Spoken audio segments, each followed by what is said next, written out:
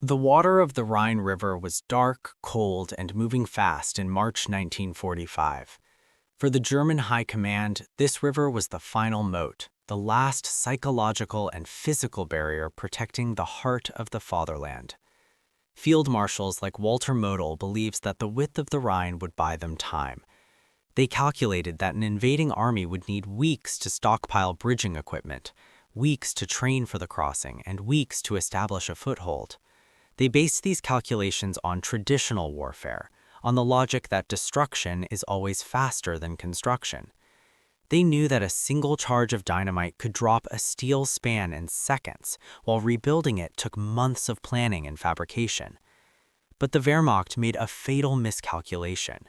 They had accounted for the American infantryman and the American tank, but they had not accounted for the American engineer. They never expected men who would stand waist-deep in freezing water, wrench in one hand and rifle in the other, building a highway under direct artillery fire. To understand why this was such a shock to the German perspective, you have to look at how the war had been fought up to that point. The German blitzkrieg was built on speed, but it was fragile. When their own logistics broke down, their advance stopped. They assumed the Allies were bound by the same laws of physics. If a bridge is gone, the army stops. But the American approach to war was fundamentally industrial. It was a philosophy that said there is no obstacle that cannot be moved, bridged, or blown up if you apply enough high explosives and heavy machinery. The combat engineers of the U.S. Army were not just builders, they were soldiers who specialized in the violent alteration of geography. Consider the Ludendorff Bridge at Remagen. When American forces unexpectedly captured this railway bridge intact on March 7th, it was a miracle, but it was a fragile one. The Germans were furious. Hitler ordered everything he had to destroy that bridge. He sent jet bombers, the terrifying new Arado 234s. He sent V-2 rockets. He sent divers into the water with explosives. For the American engineers on that bridge, the capture was just the beginning of the nightmare. They weren't fighting an enemy they could see, they were fighting the structural integrity of a dying giant. While the infantry rushed across to secure the high ground, the engineers were crawling over the steel girders, welding plates over gaping holes while shrapnel pinged off the metal around them. They were working on a target that was being shelled 24 hours a day. The German artillery observers on the hills could see them. They could see the sparks from the welding torches in the twilight. They rained down mortar fire, trying to knock the engineers into the swirling black water below. But the work didn't stop.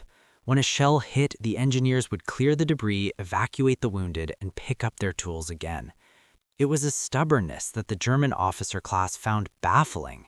In the Prussian tradition, there was a rigid line between the combat soldier and the logistics support. But here, the lines were blurred.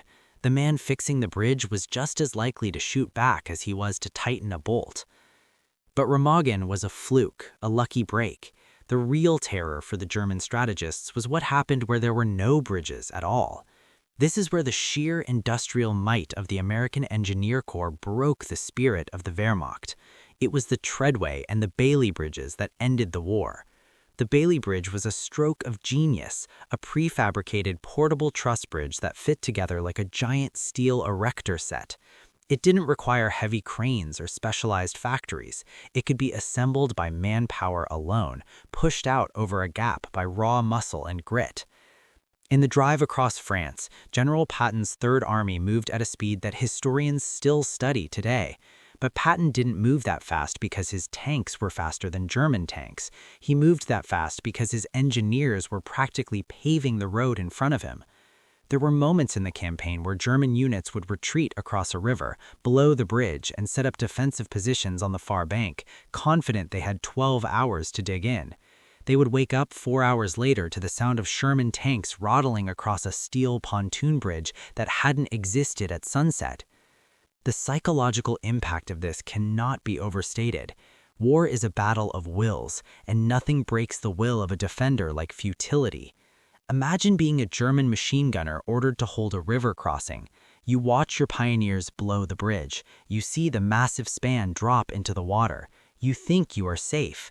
And then through the smoke, you see American bulldozers simply pushing earth into the river to create a causeway, or amphibious trucks driving directly into the water, linking together to form a floating road. It made the German defensive efforts feel pointless. It felt like fighting a force of nature. This was vividly illustrated during the crossing of the Rohr River. The water was flooded, swollen by destroyed dams upstream. The current was vicious. German artillery had the crossing points zeroed in. It was a kill zone. The engineers had to go out into that water in small assault boats or wade out to anchor cables for the pontoon bridges. They were easy targets. The water around them whipped with bullets. Men were hit and swept away by the current instantly. But for every man who fell, another stepped into the freezing mud to grab the cable. They built the bridges with a rhythm of desperate urgency. One veteran later described it as working inside a drum, the concussions of the shelling vibrating through the very water they were standing in. They weren't just building a bridge, they were building a lifeline for the boys waiting on the bank. They knew that if the bridge wasn't finished, the infantry already on the other side would be slaughtered. The Germans also underestimated the American capacity for improvisation. In the hedgerows of Normandy, the Allied advance had bogged down. The ancient, thick walls of earth and roots were impenetrable to tanks, and when a tank tried to climb over, it exposed its thin underbelly to German anti-tank rockets. The entire invasion threatened to stall. It wasn't a general who solved the problem. It was a sergeant in the Engineer Corps named Curtis Cullen. He welded steel teeth salvaged from German beach obstacles onto the front of a tank. He turned the war machine into a giant lawnmower. Within days, the engineers were modifying tanks across the front, allowing them to slice through the hedgerows and break the stalemate. The German command was waiting for a change in tactics, but instead they got a change in engineering. This work under fire doctrine was expensive. The casualty rates for combat engineers were often as high or higher than the infantry. They were priority targets. If a sniper saw an officer and an engineer, he was often trained to shoot the engineer. The officer could be replaced, but the man who knew how to clear a minefield or fuse a bridge was indispensable. In the Battle of the Bulge, when the Germans launched their massive counteroffensive, the role of the engineers flipped instantly from builders to destroyers. Small squads of engineers, often cut off and alone in the freezing Ardennes forests, held back entire panzer divisions by blowing bridges mere minutes before the German tanks arrived. There is a famous story from the Saar River crossing that encapsulates the German disbelief. A captured German major was being escorted to the rear. He stopped and stared at a heavy pontoon bridge that American trucks were already pouring across. He asked his captor when the bridge had been built. The American guard checked his watch and said, "About 2 hours ago." The German major just shook his head. His manual said that job took a day and a half. He realized then that the war was lost. It wasn't lost because the Americans were braver or smarter. It was lost because they could manipulate time and space in a way the exhausted German military could not match. The climax of this engineering war was the crossing of the Rhine at Oppenheim. General Patton wanted to beat Field Marshal Montgomery across the river. There was no bridge, so the engineers brought up the boats. Under the cover of darkness, without a massive artillery preparation that would have warned the enemy, they launched. They faced small arms fire, they faced the river itself, but they secured a foothold. And then the treadways came out.